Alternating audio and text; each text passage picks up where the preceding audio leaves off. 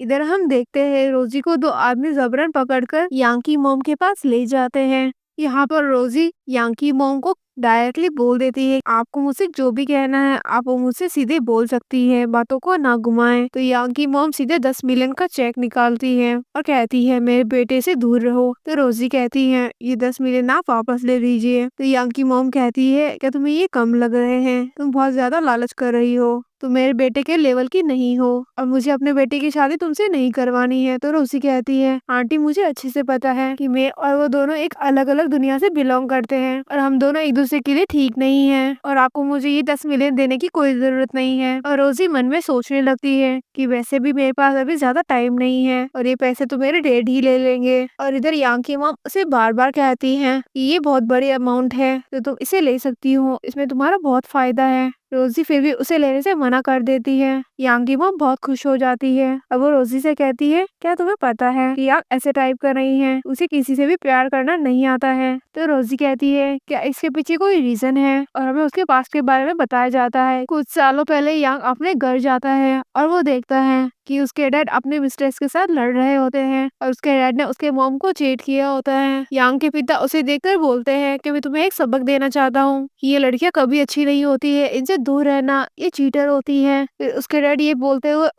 अपनी मिस्ट्रेस को मारने के चक्कर में बिल्डिंग से नीचे कूद जाते हैं। तो वहाँ पर उनकी डेथ हो जाती है और उसने अपने पिता को अपनी आंखों के सामने मरते हुए देखा है। और ये सारी बातें उसकी मॉम रोजी को बता रही होती है कि मेरा बेटा असल में बहुत ही अच्छा है लेकिन वो अब ऐसा हो गया है, लेकिन असल में उसे फैमिली की बहुत ही ज्यादा फिक्र होती है और वो अपने डैड की वजह से लड़कियों से दूर भागता रहता है और उसकी लाइफ में एक तुम ही लड़की हो जिसने उसके साथ 6 ईयर वर्क किया है। मुझे पता है तुम दोनों के बीच में लव नहीं है, लेकिन क्या हुआ, एक लगाव, एक अफेक्शन तो है। मैं उसकी मॉम हूँ और मैं यही चाहती हूँ कि तुम मेरे बेटे को प्यार करना सिखाओ। रोजी ये सब जानने के बाद उसकी मॉम को कह देती है कि मैं आपकी मदद करने के लिए तैयार हूँ। फिर हम देखते हैं यांग की मॉम ने एक पार्टी अरेंज की होती है जहाँ पर रोजी यांग की मॉम के साथ आती है और वो अपने बेटे के साथ उसे डांस करने के लिए आगे करती है। तो रोजी यांग को डांस के लिए पूछती है और वो दोनों बहुत ही अच्छा डांस करते हैं। फिर हम देखते हैं यांग सभी के सामने अनाउंस करता है कि रोजी मेरी फियोंसी है और मेरी होने वाली वाइफ। ये सुनकर रोजी तो हैरान हो जाती है और यांग उसे रिंग दिखाते हुए उसे शादी के लिए प्रपोज कर देता है और सभी उसे चीयर अप करने लगते हैं कि शाओ को यस कर देना चाहिए शादी के लिए। रोजी मन में तो भागने का सोच रही होती है और कहती है कि ये सब तो स्क्रिप्ट में था ही नहीं। यांग की मॉम उसे यस करने के लिए बोलती है। यांग की मॉम इशारा करती है और उसे यस करने के लिए बोलती है। तभी वहाँ पर बाइलिन आ जाती है और कहती है कि मैं इसके लिए तैयार रही हूँ और फिर वो यांग का हाथ पकड़ते हुए सभी को बताने लगती है कि यांग की फियोंसे मैं हूँ। ये सुनकर सभी हैरान हो जाते हैं। यांग उससे अपना हाथ छुड़वाने की कोशिश करता है तो बाइलिन कहती है कि तुम भूलो मत, हमारी शादी 8 साल पहले ही डिसाइड हो चुकी थी, मेरे पास ये शादी का सर्टिफिकेट भी है और अब तुम ये मत बोलना कि तुम्हें मेरे साथ शादी का प्रॉमिस तोड़ना है। सभी लोग आपस में बातें करने लगते हैं कि इन दोनों की सच में एंगेजमेंट हो चुकी है। जब ये पहले से ही एंगेज है तो आखिर ये किसी और लड़की को कैसे प्रपोज कर सकता है। और वो यांग को कंसीडर करने के लिए कहते हैं कि बाई फैमिली बहुत ही पावरफुल फैमिली है जिसे शादी करके उसी को फायदा होगा। रोजी यहाँ पर जोर से चिल्लाती है कि क्या ये तुम्हारी फियोंसे है, तो वो मना करता है। तो बाइलिन कहती है तुम झूठ क्यों कह रहे हो, हम दोनों के बीच में जो मैरिज एग्रीमेंट हुआ था मैं वो लेकर आई हूँ। और वो बताता है कि हमारे बीच में शादी तो कब का खत्म हो चुकी है। और यांग की मॉम भी कहने लगती है बाइलिन तुम अपने आप को क्या समझती हो, 8 साल पहले जब हमारी फैमिली बैंकरप्ट हो गई थी तो तुम शादी को तोड़कर चली गई थी अब्रोड, और अब जब हमारे हालात सुधरे हैं तो तुम बेशर्मों की तरह वापस आ गई हो अब्रोड से और अब आकर शादी की बात कर रही हो।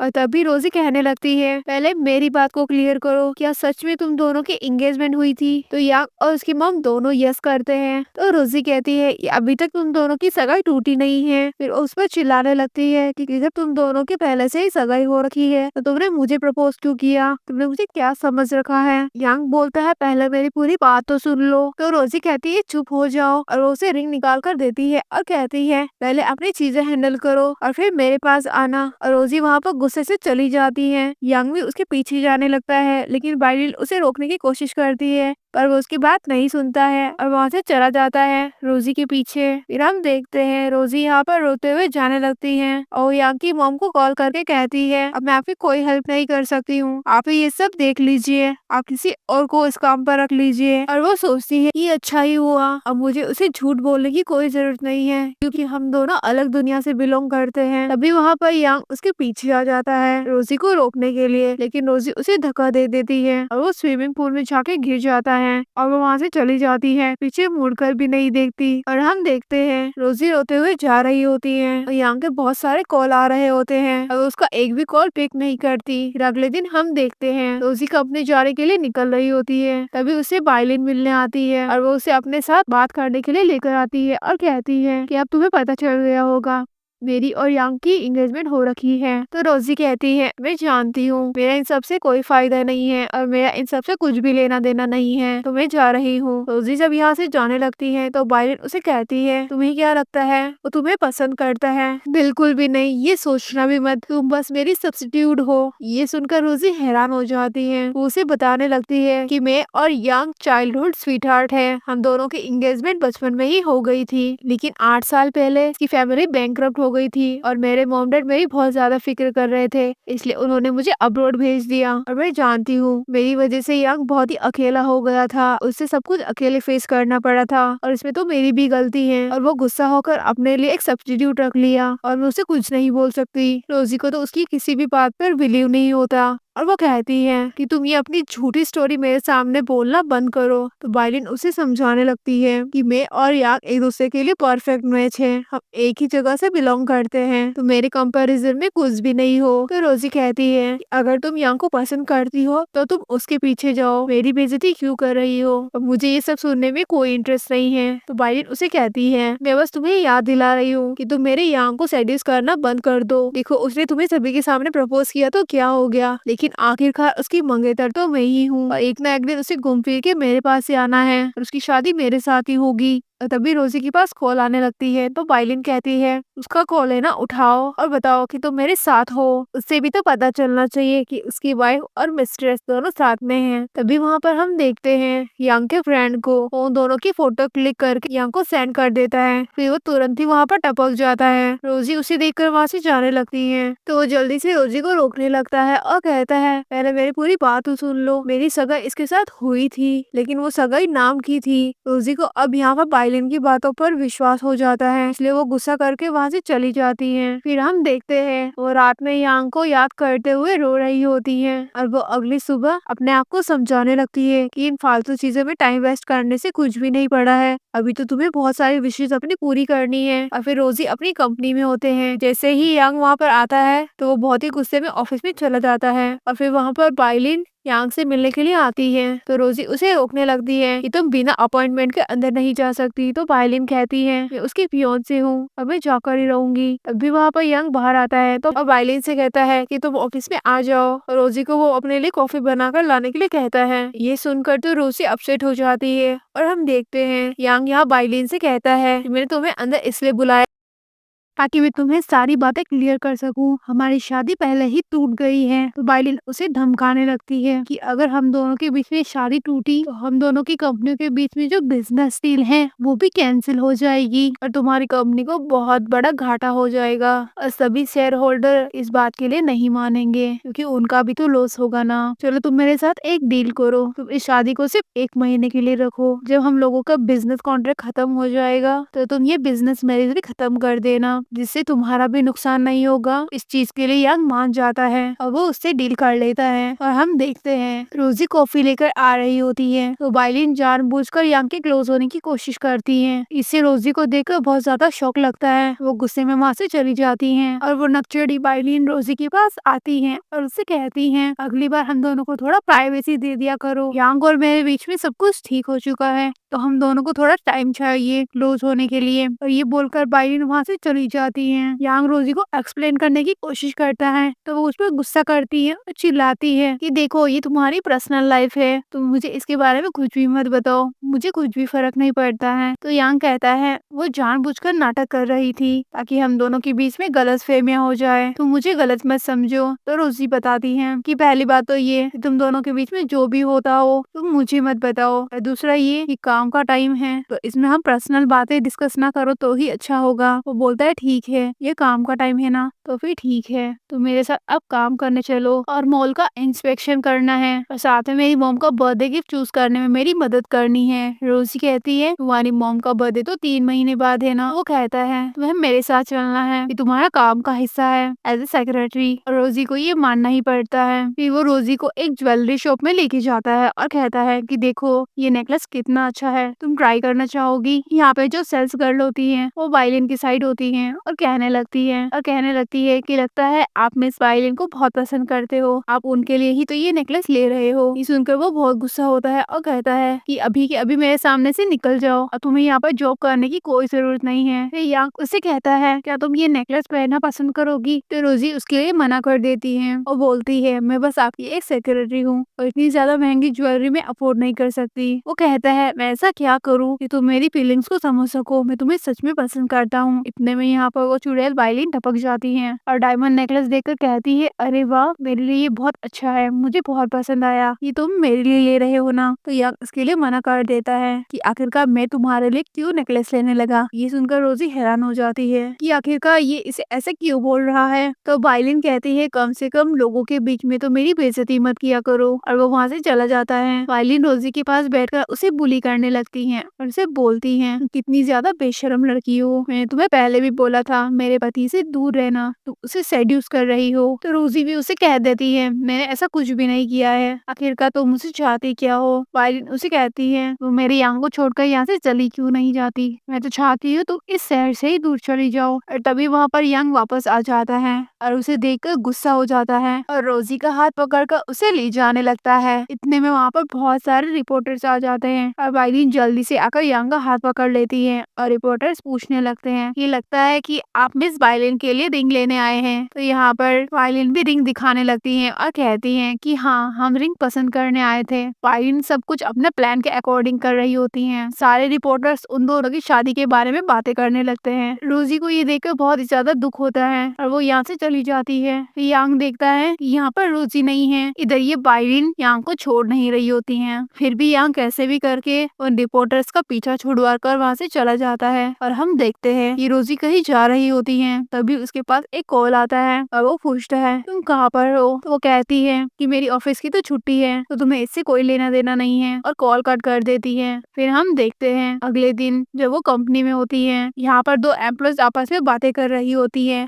और रोजी को जानबूझकर सुना रही होती है और कहती है कि पता नहीं रोजी अपने आप को क्या समझती है, जो हमारे बॉस की वाइफ बनने का सपना देख रही है वो हमारी बॉस की वाइफ और उनके बीच में आ रही है। वो सच में एक मिस्ट्रेस है, वो कितनी ज्यादा सेमलेस है, उसे शर्म भी नहीं आती, उसे तो यहाँ से चला जाना चाहिए। फिर हम देखते हैं यांग की मॉम को वो उसे बोल रही होती है कि चाहे मुझे कुछ भी करना पड़े मैं कभी भी उस वायलिन जैसे चुड़ैल को अपनी बहू नहीं बनाने वाली। मुझे तो रोजी पसंद है और वो एक बहुत अच्छी लड़की है, मैं चाहती हूँ कि वही मेरी बहू बनकर आए। तो यांग कहता है मॉम मैं भी यही चाहता हूँ, आप फिक्र मत करो, और वो जाकर रोजी को सब कुछ एक्सप्लेन करता है। फिर हम देखते हैं यांग कंपनी आने के बाद रोजी को अपने ऑफिस में आने के लिए कहता है और फिर उसे एक गिफ्ट देने लगता है, और तभी रोजी उसे रिजाइनेशन लेटर देने लगती है। ये देखकर वो कहता है मैं रिजाइन के लिए एग्री नहीं करता हूँ। तो रोजी कहती है मैं आपको रिक्वेस्ट नहीं कर रही, मैं आपको बता रही हूँ और फिक्र ना करे, मैं 1 महीने पहले अपना सारा काम हैंड ओवर करके ही दूंगी और फिर ही यहाँ से जाऊंगी। तो यांग कहता है तुम ऐसा क्यों कर रही हो, मुझे तुम थोड़ा टाइम तो दे दो, मैं सारी चीजें ठीक कर दूंगा। तो रोजी कहती है रिजाइन करना तो मैं पहले से ही चाहती थी, ये मेरे पहले का ही डिसीजन है, और वैसे भी मुझे तुम्हारी शादी से कोई प्रॉब्लम नहीं है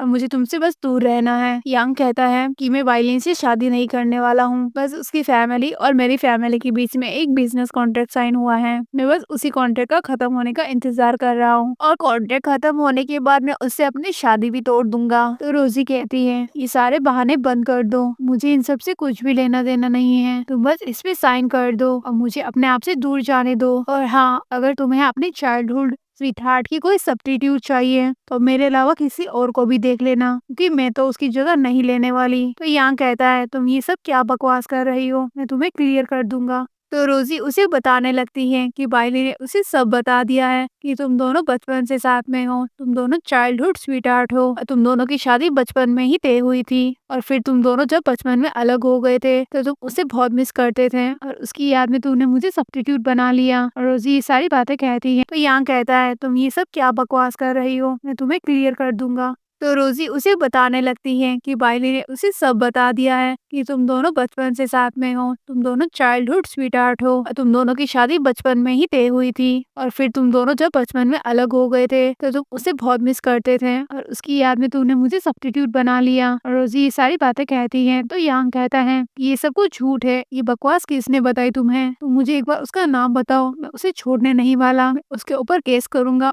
उसको बैंकरप्ट कर दूंगा। और यांग रोजी के पास आता है और कहता है मेरी बात सुनो, मेरा बाइलिन के साथ ऐसा कोई रिश्ता नहीं था और ना ही हम दोनों की एंगेजमेंट हुई थी और मैंने कभी उससे लव नहीं किया। तो रोजी कहती है कि ये सब कुछ उसे बाइलिन ने ही बताया है।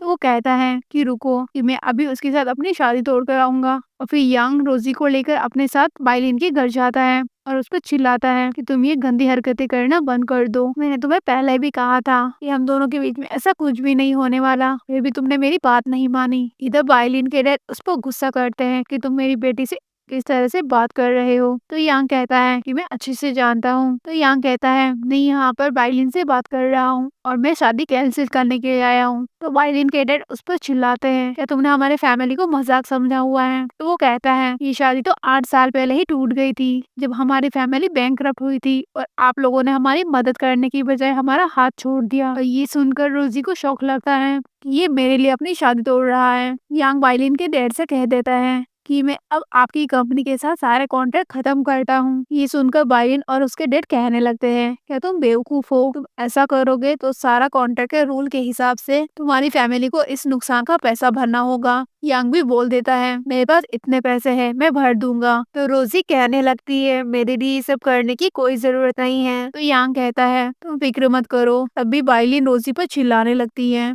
कि सब कुछ तुम्हारी वजह से हो रहा है और उसके ऊपर हाथ उठाने लगती है। तो यांग उसके बीच में आ जाता है और उसे रोक लेता है और उसे चिल्लाकर कहता है कि इन सब का रोजी से कोई लेना देना नहीं है, ये नहीं भी होती ना तो भी मैं तुमसे शादी नहीं करने वाला और मैं आज अपनी मैरिज एग्रीमेंट लेके ही जाऊंगा। तो बाइलिन के डैड गुस्से में उसे मैरिज एग्रीमेंट देते हैं और उसे वॉर्न भी करते हैं कि वो अब उसे नहीं छोड़ने वाले हैं। और वो दोनों बाहर आते हैं तो रोजी यहाँ पर जोर से कहती है कि तुम्हें मेरे लिए ये सब करने की कोई जरूरत नहीं है, मैं ये सब अफोर्ड नहीं कर पाऊंगी। वो कहता है कि जैसे मैं अपने रिलेशनशिप के लिए इतना एफर्ट्स लगा रहा हूँ तो तुम भी एक बार एफर्ट्स लगा कर तो देखो। तुमने अब तक उस बेवकूफ बाइलिन की बातों में आकर कुछ भी बकवास सोचा, एक बार मेरे पे ट्रस्ट करके देखो। तो रोजी मन में सोच रही होती है कि उसे ऐसा प्रोटेक्ट करने वाला आदमी नहीं मिलने वाला जो उसे इतना पसंद करता है। तो यांग उसे पूछता है कि तुम अभी भी मुझे अपना रेगुलर बॉयफ्रेंड नहीं बनाने वाली, मेरे जैसा लड़का तुम्हें कहीं नहीं मिलने वाला। तो रोजी कह देती है कि मैं रेडी हूँ। ये सुनकर वो बहुत ही हैप्पी होता है और वो जल्दी से रोजी को हग कर लेता है और दोनों बहुत ही खुश होते हैं। और फिर हम देखते हैं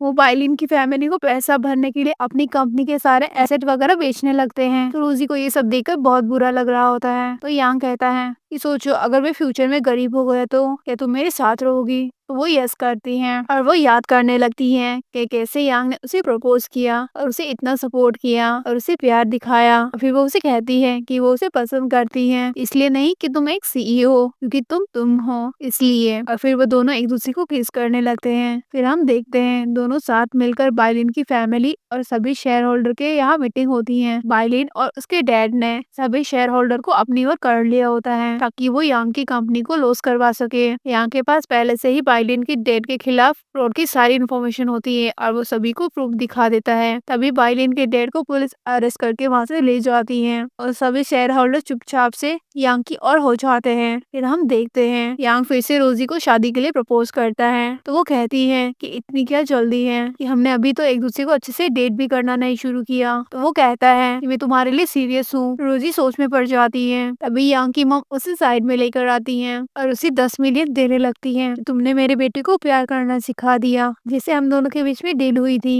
यहाँ पर रोजी कहती है मुझे ये नहीं चाहिए, और तभी इतने में वहाँ पर यांग आ जाता है और वो उन लोगों की बातें सुन लेता है और रोजी पर गुस्सा करता है कि क्या वो उसके साथ ये सब नाटक कर रही थी। तो रोजी यहाँ पर कहने लगती है कि ऐसा कुछ भी नहीं है। वो उसकी बात नहीं मानता है और तभी रोजी बेहोश हो जाती है और उसे हॉस्पिटल ले जाया जाता है। उसे होश आता है तो वो यांग से माफी मांगने लगती है और उसे कहती है उसकी मॉम ने उसे ऑफर दिया था कि वो उसकी हेल्प करे, मैंने बस उनकी मदद की है। वो कहती है कि मैंने तुम्हें कहा ना, मैं तुम्हें पसंद करती हूँ। वो सच था, वो फेक नहीं था। मैं बस हम दोनों के रिश्ते के लिए इसलिए तैयार नहीं हो रही थी कि मेरे पास ज्यादा टाइम नहीं है। और वो अपने ब्रेन ट्यूमर के बारे में बता देती है। तो यांग कहता है कि मुझे इस बारे में पहले ही पता लग गया था। तुम्हें लग रहा है कि तुम्हें ब्रेन ट्यूमर है, लेकिन ऐसा कुछ भी नहीं है। वो तुम्हारी असली रिपोर्ट नहीं है, तुम बिल्कुल ठीक हो। वो रिपोर्ट ही गलत थी जो तुमने देखी थी। पहले तो रोजी को यकीन नहीं होता। यांग उससे अच्छे से क्लियर करता है तो वो ये सुनकर बहुत ही ज्यादा हैप्पी हो जाती है। फिर वो उसे रिंग दिखा के प्रपोज करता है तो वो यस कर देती है और वो रिंग पहन लेती है। फिर हम देखते हैं रोजी के डैड भी सुधर जाते हैं और वो पहले की गलतियों के लिए उसे सॉरी कहते हैं और रोजी को थैंक्स भी बोलते हैं कि तुमने मेरी इतनी मदद की, इतने कर्जे भरे मेरे। अब यहाँ पर रोजी और उसके डैड के रिश्ते भी अच्छे हो जाते हैं और आखिरकार यांग